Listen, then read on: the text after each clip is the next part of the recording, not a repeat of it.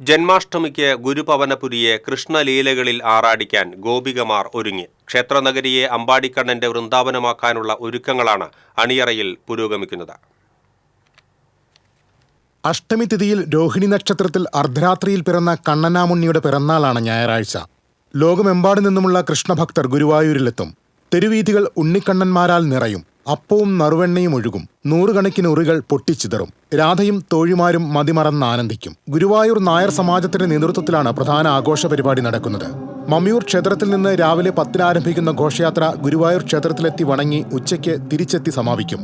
ദേവീദേവന്മാരുടെ ചൈതന്യപൂർണ്ണ തിടമ്പുകൾ പ്രതിഷ്ഠിച്ച ജീവിത എഴുന്നള്ളത്ത്, കൃഷ്ണരഥം, രാധാകൃഷ്ണ വേഷമണിഞ്ഞ കുട്ടികൾ എന്നിവ ഘോഷയാത്രയെ ഭക്തിസാന്ദ്രമാക്കും.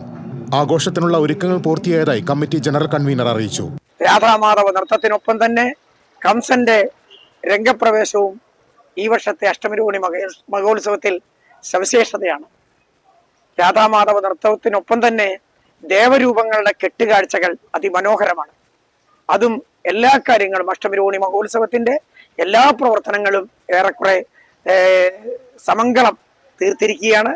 ഇനിയും ഭഗവാന്റെ പിറന്നാളാഘോഷം എത്തിയെന്ന ദിവസം കാത്തിരിക്കുകയാണ് ഭക്തജനങ്ങൾ. അതിന്റെ എല്ലാ പണികളും പൂർത്തീകരിച്ച് ആനന്ദത്തോടെയാണ് അതിന്റെ പ്രവർത്തകരെല്ലാം കാത്തിരിക്കുന്നത്. വഴിനീളെ കെട്ടിത്തൂക്കിയ ഉറികൾ അടിച്ചുടച്ച് ഗോപാലകരും ചുവടുവയ്ക്കും. ഗോപികാ നൃത്തം, രാധാമാധവ നൃത്തം എന്നിവയാണ് ഘോഷയാത്രയുടെ പ്രധാന ആകർഷണം. രാത്രിയിൽ ദേവരൂപങ്ങളുടെ കെട്ടുകാഴ്ചയും ഉണ്ടാകും. നൃത്ത ചുവടുകൾ ഉറപ്പിച്ച് കൃഷ്ണനഗരിയെ മറ്റൊരു അമ്പാടിയാക്കാൻ കാത്തിരിക്കുകയാണിവർ. TCV news, Guruvayur.